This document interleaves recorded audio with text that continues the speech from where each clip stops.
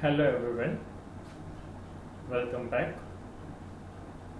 In this video tutorial, we are going to learn the packing efficiency in HCP and CCP structure.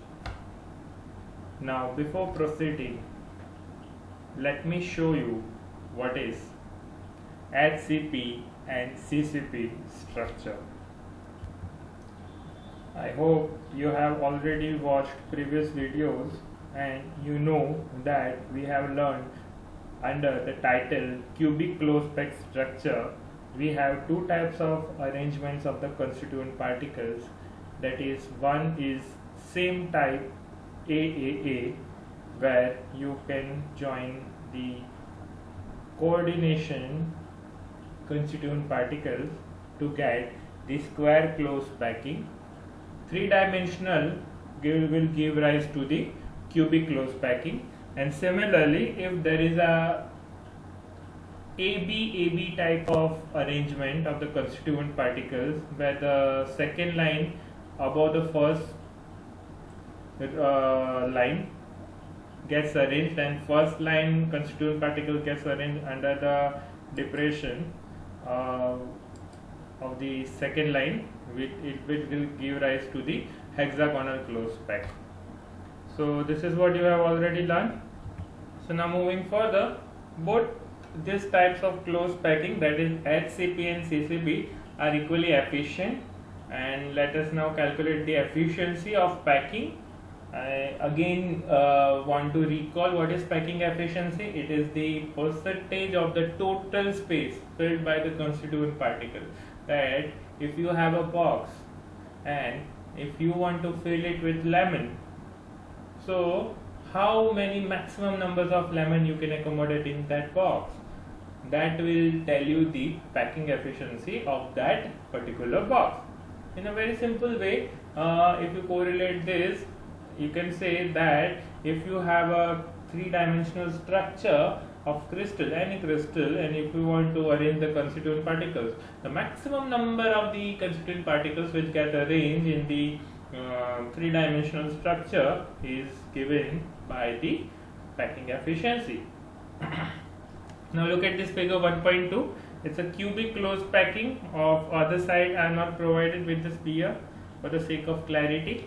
So because it's face centered, so first we'll name it as 8 corners, upper 8 corners A, B, G, H, and lower 4 corners, upper 4 corners are named as A, B, G, H, and lower 4 corners are named as D, C, F, E.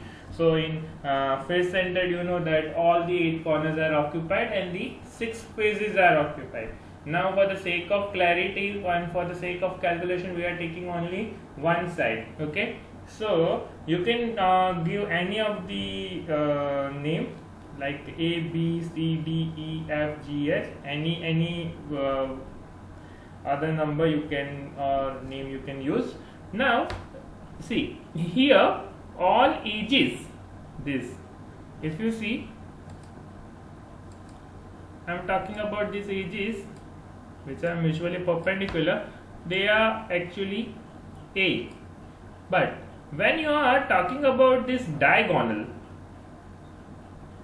A and C, the upper corner and lower corner, which is actually diagonal to each other, face diagonal, okay, so we call it as B. Okay, so you need to remember this, that if you call cell H as small a, then the face diagonal will become B. Okay, so we are joining them with a straight line and it will become B.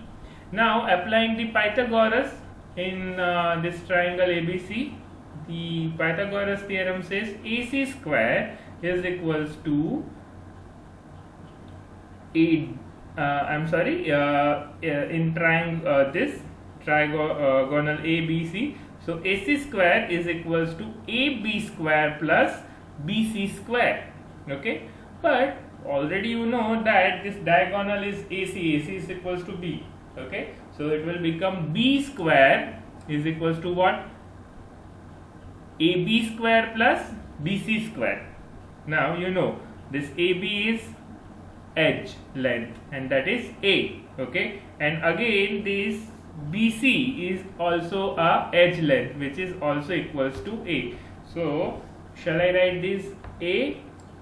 This is A and this is also A, okay, and this is B. So it will become B square is equals to A square plus A square, that is equals to 2A square, and if you remove the root you will get B is equals to root 2A. I hope this is clear, okay.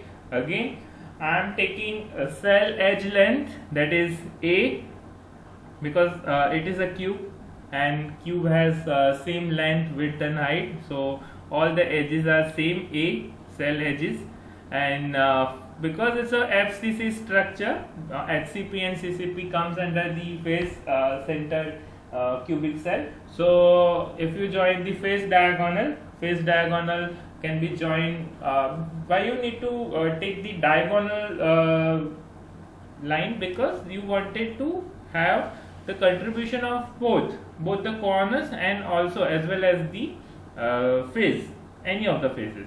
That's the reason you are joining. You cannot join these upper corner and lower corner. You have to take it diagonally, because that's the only way you can join this face centered atom which is at the face and the corners, okay.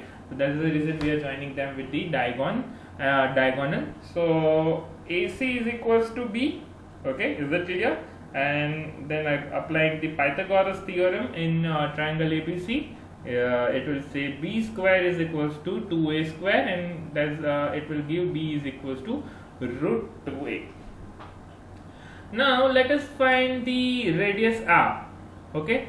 Now let me show you with this pen. If I am calculating the intranuclear distance from A to this surface, it will be R.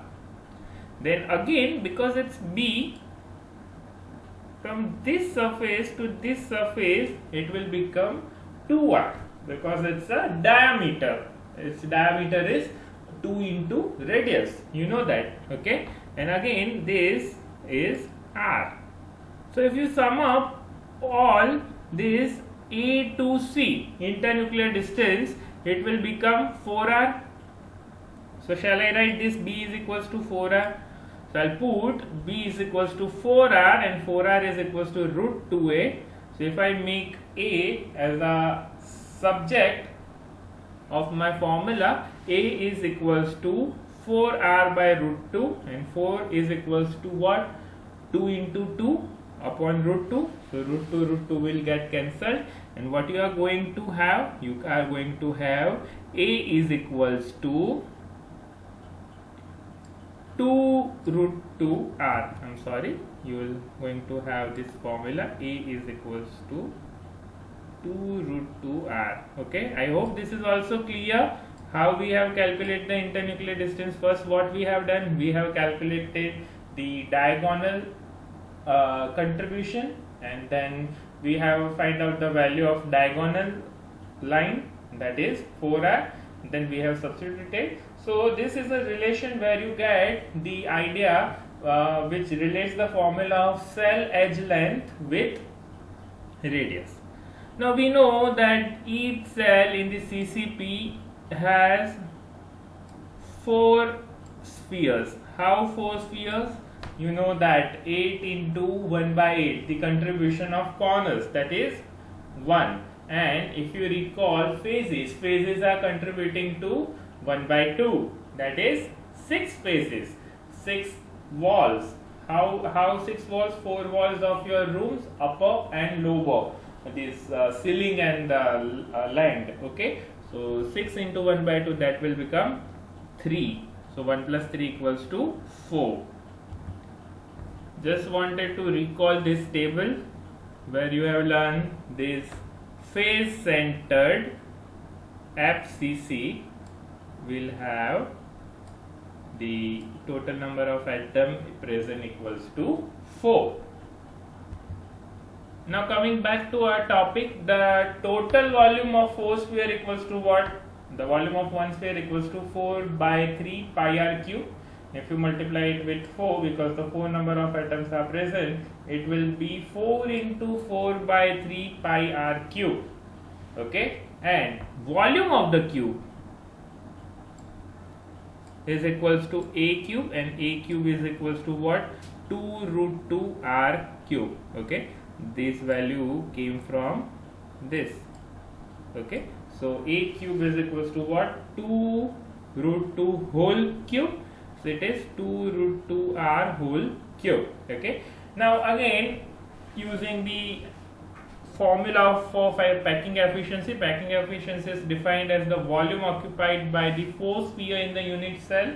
Okay, why 4 unit cells? 4 sphere in the unit cell, because there are 4 atoms present into 100 divided by total volume of the unit cell, and that is taken into percentage because it is taken on the 100. So let us substitute the values. Volume occupied by 4 sphere. 4 spheres, the volume is 4 into 4 by 3 pi r cube. This value came from here, and this value came from here. Okay, so this will be 4 into 4, 16 by 3 pi r cube into 100. And what is the value for this 2 root 2 r cube? R cube, r will have cube, so it is r cube. 2 root 2, so 2's cube is 8, and root 2 cube is root 2 into root 2, that is 2. So 2's whole cube, that is 8 into 2, that is become 60, and another root 2 as a part of cube. So the value will become 16 root 2 cube. Okay, so this is how it came. 2 into 2 into 2, that is 8, and root 2 whole cube, that is 2 root 2. So 8 into 2, that is 16 root 2. So here 16 and 16 will get cut, r cube and r cube will get cut. So what you are going to have? What you are going to have is the value which is pi into 100 divided by 3 into root 2. So let us calculate.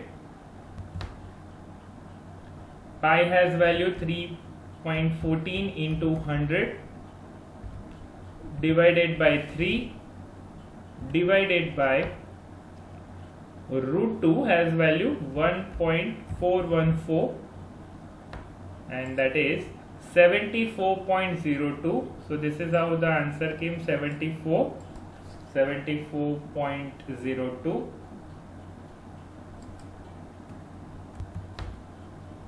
So this is how you can see the packing efficiency is 74, which is considered to be the highest in HCCP and CCP structure. Thank you. Thanks for watching this video. Stay tuned for more videos.